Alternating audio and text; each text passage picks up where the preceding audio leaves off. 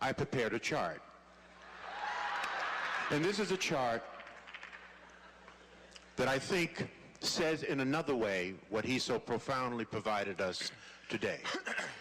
This chart to me represents beautiful, educated, moneyed black people all over America.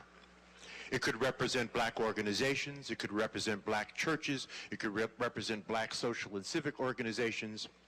And what you will notice about these beautiful black people all over America is that everybody is doing their own thing, caught up in a Eurocentric value of rugged individualism, having forgotten that it takes a village to raise a child.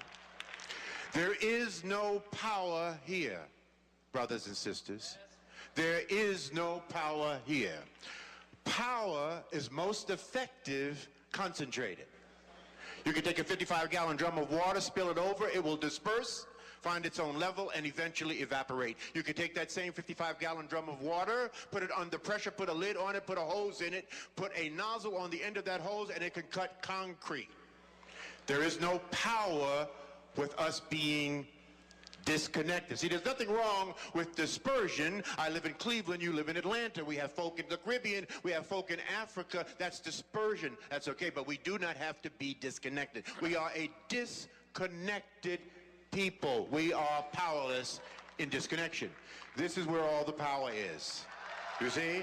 This is where all the power is. Whether you are at the center of your own network or part of someone else's network, this is where the power is. There's a beautiful African proverb that says, when spiders unite, they can tie up a lion. When we connect, because we are disconnected, we're disconnected from those of like mind, we're disconnected from the best practices in our community. I don't care what it is that you want to do, what profession you want to engage in, what business you want to get into. I can introduce you to brothers and sisters all over America they are doing it to death. You just don't know who they are. You are disconnected from them. There is no power in disconnection. Okay? When we connect, we prevent interlopers from coming into our communities and taking and destroying at will. All right, George. Try to open up the Booker T. Washington delicatessen in Chinatown and see what happens. So we must connect.